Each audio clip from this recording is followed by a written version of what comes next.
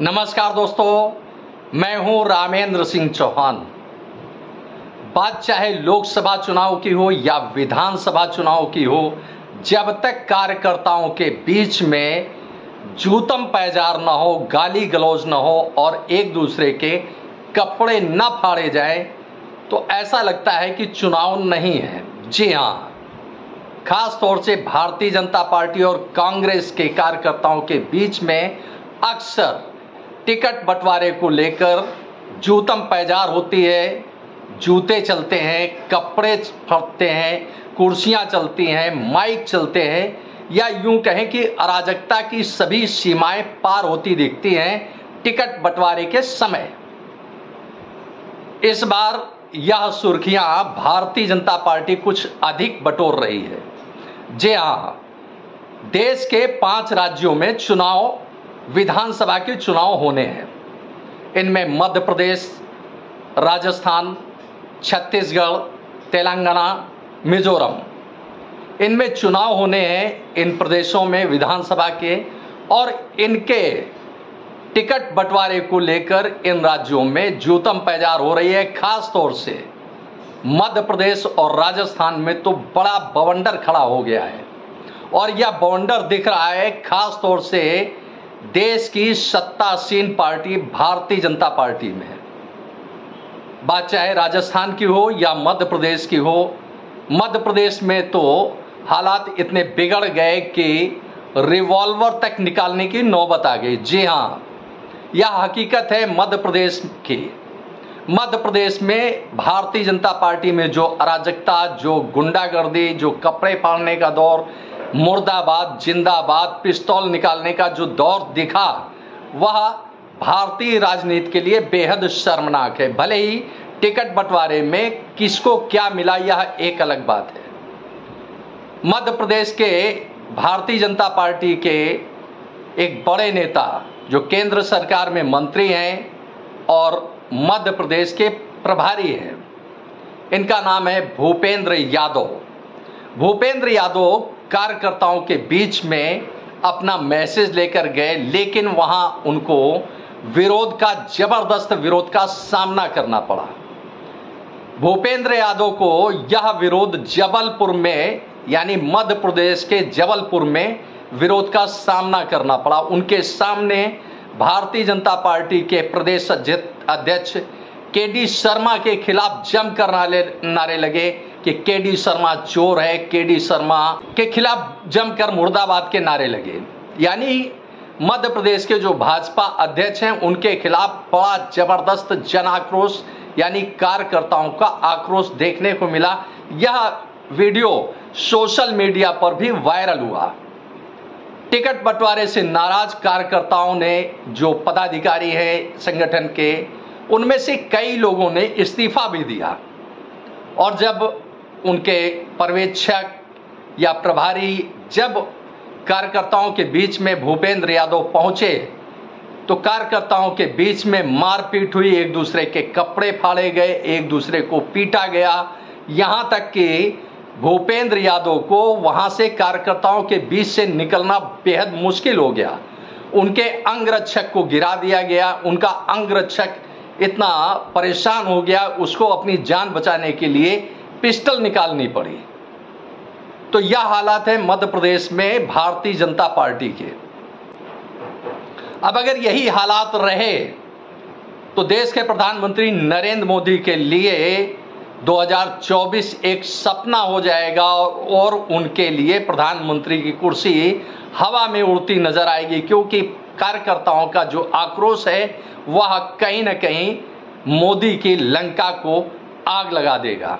ऐसा दिख रहा है, क्योंकि यह जो दिख रहा है वह हकीकत है। और कार्यकर्ताओं में जो आक्रोश है टिकट बंटवारे को लेकर, वह चुनाव परिणाम में बहुत गंभीर स्थिति दे सकता है। यानी चुनाव परिणाम जब आएंगे तो हालात बदले हुए नजर आ सकते हैं।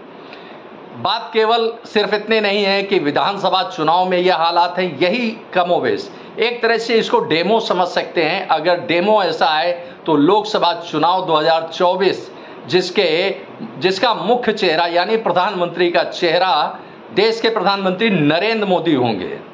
ऐसे में देश के प्रधानमंत्री नरेंद्र मोदी को अपनी 2024 की नैया पार लगाना बेहद कठिन और मुश्किल नजर आता है। आप जबलपुर का यह वीडियो देखिए और आप खुद सहज अनुमान लगा सकते हैं कि क्या अराजक स्थिति है, क्या भयावह स्थिति है, भाजपा कार्यकर्ताओं में किस तरह का आक्रोश है। आप भी इस वीडियो को देखिए। यह कुछ सेकंड का वीडियो तहलका मचा रहा है, हंगामा खड़ा कर रहा है, भारतीय राजनीति की दशा और दुर्दशा पर आंसू बहा रहा है। आप भी इस वीडियो को देखिए।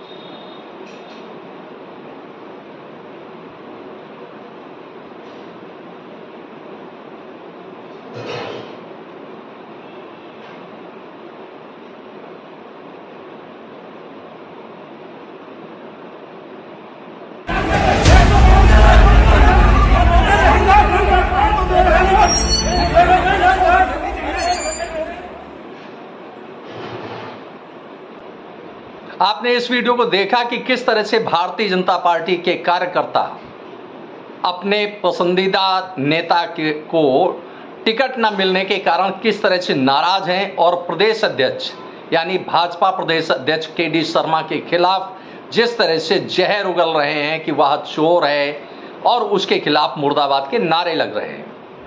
यह आक्रोश बता रहा है कि भारतीय जनता पार्टी के लिए मध्य प्रदेश में जीत आसान नहीं है।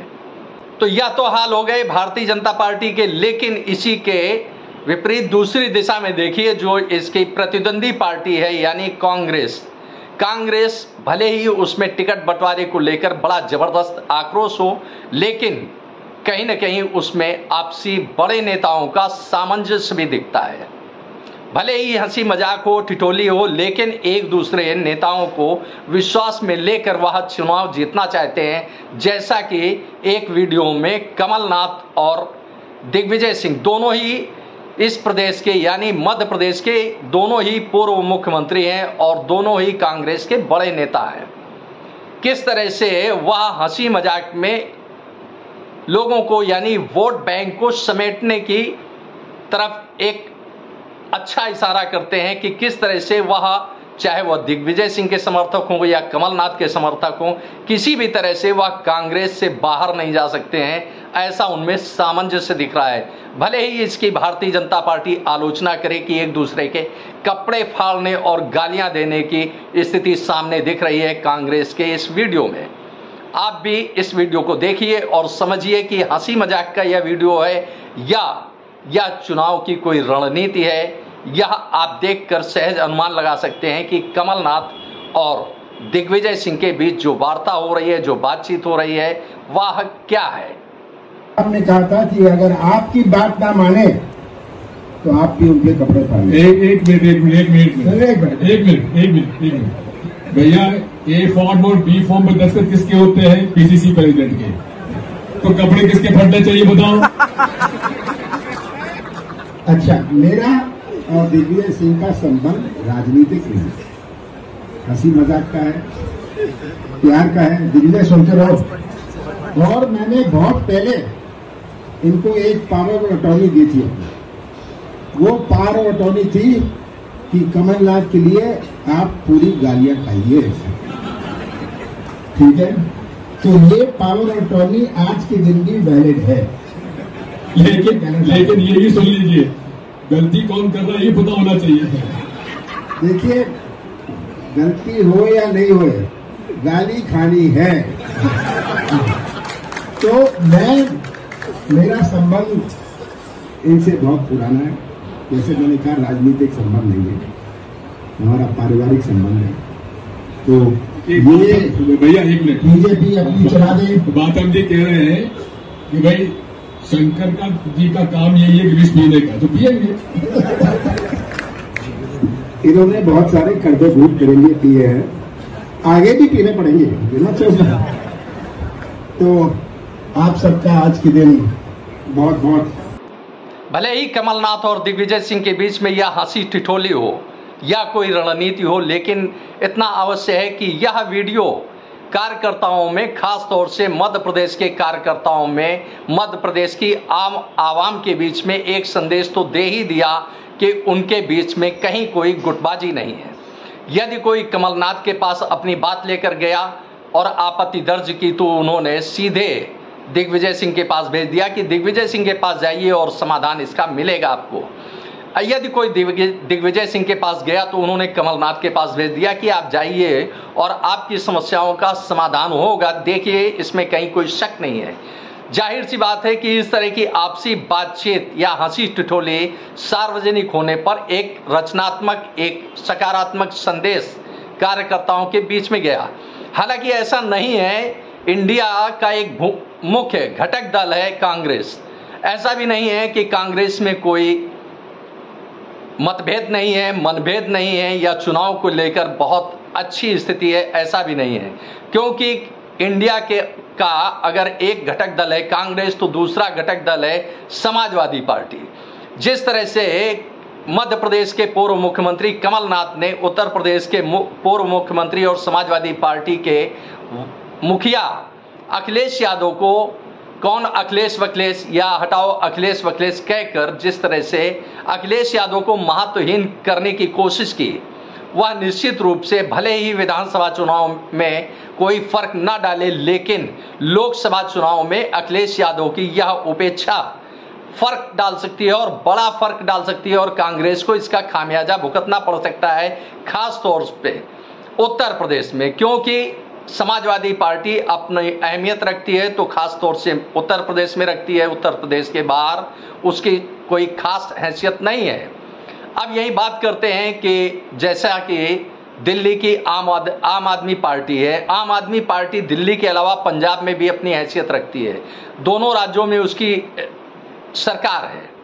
लेकिन उत्तर प्रदेश के बाहर अखिलेश को क्यों अहमियत नहीं मिलती? क्योंकि इसके पीछे बड़ा कारण है कि अखिलेश यादव हो या स्वर्गीय मुलायम सिंह यादव हो, इन्होंने अपनी पार्टी को यानी समाजवादी पार्टी को प्राइवेट लिमिटेड पार्टी की तरह चलाया और मोनोपोली रखते हैं कि उनके सिवा पार्टी में कहीं कोई नहीं है और ना उसके किसी दूसरे राजनेता की हैसियत है। जाहिर सी बात है कि इसका फर्क राजनीतिक दल पर पड़ता है।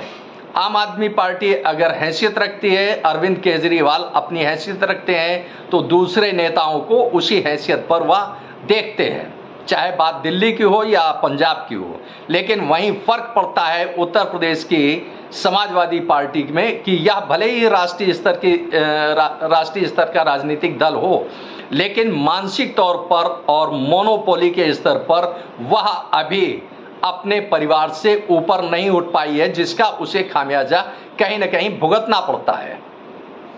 आपने इस वीडियो को देखा, आपको यह वीडियो कैसा लगा कमेंट बॉक्स में हमें अवश्य बताइए।